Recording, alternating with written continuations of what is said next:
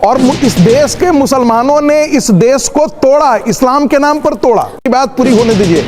इस देश को, इस देश के मुसलमानों ने इस्लाम के नाम पर तोड़ा, इसके बावजूद भी यहीं रह गए। क्या इस देश के मुसलमानों की मानसिकता में तनिक भी एक घास के बराबर भी अंतर आया है? कोई भी व्यक्ति अपने आप को सुपर ह्यूमन ना समझे। ये मोहन भागवत जी का जो इंडिकेशन है वो प्रधानमंत्री नरेंद्र मोदी जी की तरफ है। नमस्कार दोस्तों, स्वागत है आपका अपने चैनल रिव्यू ऑन रिएक्शन में। दोस्तों, आज की ये वीडियो बड़ी इंटरेस्टिंग और मजेदार होने वाली है, इसलिए आपसे अनुरोध है कि वीडियो को पूरा देखिएगा। वीडियो पसंद आए तो लाइक करिएगा और चैनल पर नए हैं तो सब्सक्राइब करिएगा। चलिए आज की वीडियो शुरू करते हैं। फराज किदवई, भारतीय जनता पार्टी का यह आर्गुमेंट है कि अगर कोई आदमी कोर्ट में जाना चाहता है, जितनी भी अभी मैटर्स पेंडिंग हैं, 11 ऐसे अलग अलग मामले पूरे देश भर में चल रहे हैं, उनमें से 6 उत्तर प्रदेश में चल रहे हैं। इनमें कई सारे नागरिक हैं जो कि कोर्ट के पास गए हैं। उन्होंने कहा है हमें अपनी विरासत वापस चाहिए। क्या कोई भी सरकार उनको रोक सकती है? ये मामला कोई सरकार राजनीति का नहीं है, ये किसी आदमी के हक का है और लोग अपना हक मांगने के लिए कोर्ट में जा रहे हैं। पद्मजा जी, 2 चीजें हैं। पहले तो मैं उस बात का जवाब दे दूं, आप तो इतनी सीनियर पत्रकार हैं और अभी आपने एक बात बोली कि जो मोहन भागवत जी ने बोला है वो किसके लिए बोला है। ठीक है, मोहन भागवत जी के मैं 2 स्टेटमेंट आपको और याद दिलाता हूं। एक, उन्होंने कहा था कि कोई भी व्यक्ति अपने आप को सुपर ह्यूमन ना समझे। अच्छा, सुपर ह्यूमन मैं इंग्लिश में बोल रहा हूं, उन्होंने हिंदी में कुछ और बोला था, लेकिन कॉन्टेक्स्ट यही था। ठीक है। और दूसरा, ऑर्गेनाइजर ने आज से 2 साल पहले लिखा था कि Modi face is no more a election winning face now.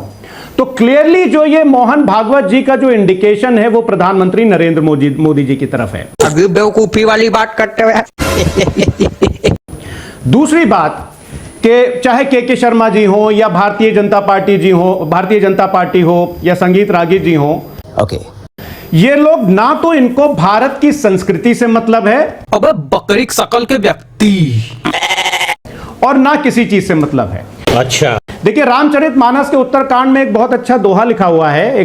उसमें कहा गया है कि राम राज बैठे त्रिलोका, हर्षित भय गए सब शोका, बैरू ना कर काहू संग कोई, राम प्रताप विषमता कोई। इसका मतलब तो आप लोग सब समझ ही गए होंगे, लेकिन आपके दर्शकों के लिए थोड़ा सा बता दूं कि जब भगवान राम गद्दी पर बैठे तो उनके प्रताप से सबके मनों में भेदभाव और कुटिलता नष्ट हो गई और कोई किसी से बैर नहीं रखता था। ओके, यह राम राज का तस्वुर था जो गोस्वामी तुलसीदास जी ने दिया।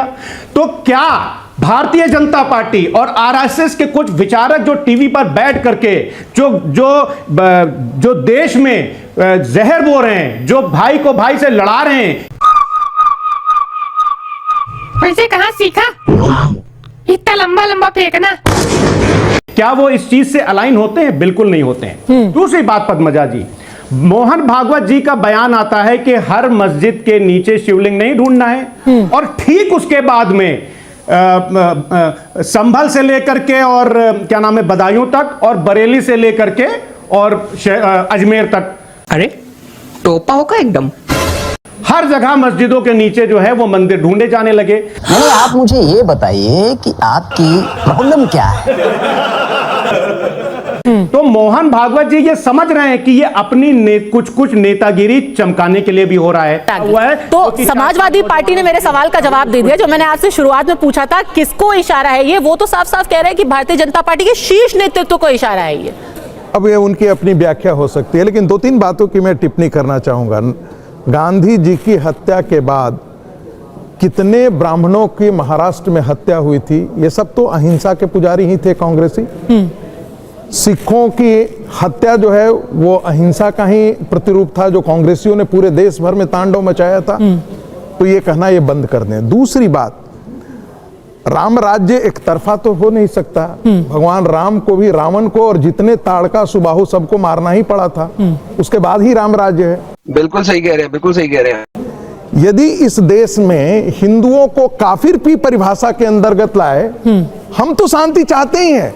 हिंदू समाज तो आज एक अपना हिस्सा काट दिया और इस देश के मुसलमानों ने इस देश को तोड़ा, इस्लाम के नाम पर तोड़ा। बिल्कुल सही कह रहे हैं, बिल्कुल सही कह रहे हैं। वो अपनी जगह ठीक है। सुन लीजिए मेरी बात पूरी होने दीजिए। इस देश को, इस देश के मुसलमानों ने इस्लाम के नाम पर तोड़ा, इसके बावजूद भी यहीं रह गए। क्या इस देश के मुसलमानों की मानसिकता में तनिक भी एक घास के बराबर भी अंतर आया है? सुन लीजिए मेरी बात, नहीं, मुझे नहीं एक सेकंड हम ये फिर पर ये चर्चा 1947 के बाद क्या हुआ और वंदे मातरम को लेकर क्या मानसिकता है उस पर नहीं है। आज की चर्चा सिर्फ और सिर्फ शुद्ध रूप से जो मोहन भागवत ने कहा है उसके ऊपर है।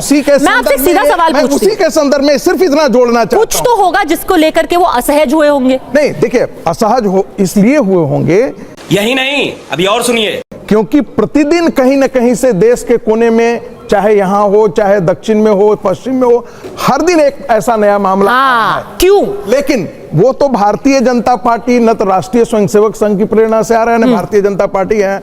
मैं जो कहना चाहता हूं, मैं एज ए विश्लेषक ये बात कर रहा हूं, जैसे H2+O2 यदि आप करते हैं तो हाइड्रोजन, ये ऑक्सीजन, ये जल बनता है। मैं उसी रूप में इसको कह रहा हूं, समाज में हिंदू समाज का जागरण किसने किया?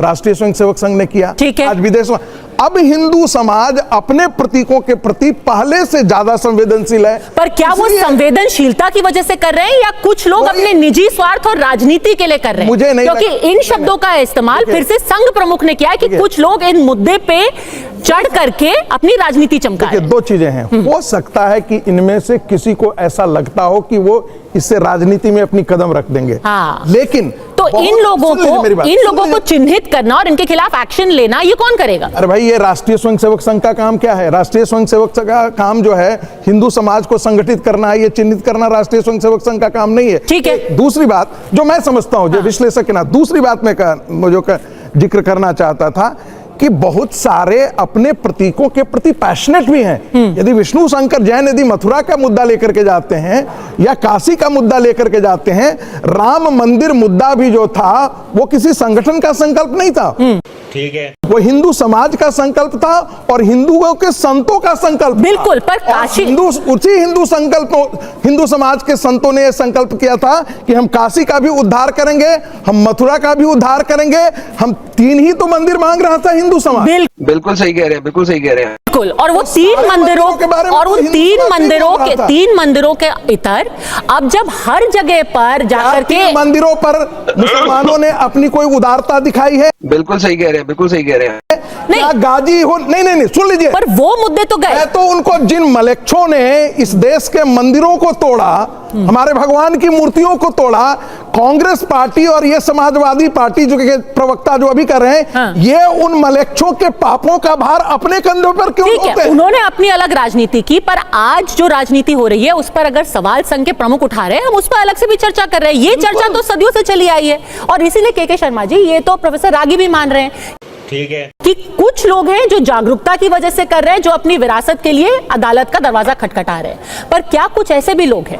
काशी, मथुरा, अयोध्या, मैंने कहा हो सकता है, हो सकता है, मैंने ये नहीं हो सकता है, हो सकता है कि इसके लिए कर रहे हैं। ठीक है, हो सकता है, डिस्टॉर्ट मत कीजिए। हो सकता है के शर्मा जी, पर काशी, मथुरा, अयोध्या से अलग अब ताजमहल हो या फिर कुतुब मीनार हो या फिर अजमेर दरगाह हो, आपको क्या लगता है कुतुब मीनार पर आपको जाकर के किसी भी हिंदू को खून नहीं खोलेगा? बिल्कुल सही कह रहे हैं, बिल्कुल सही कह रहे हैं। मेरे को तोड़ करके वहां मस्जिद की मीनारें, सर मेरे को लगने की बात नहीं है ना। मैं तो सवाल यह है कि आखिर क्यों हिंदू बर्दाश्त करे उसको?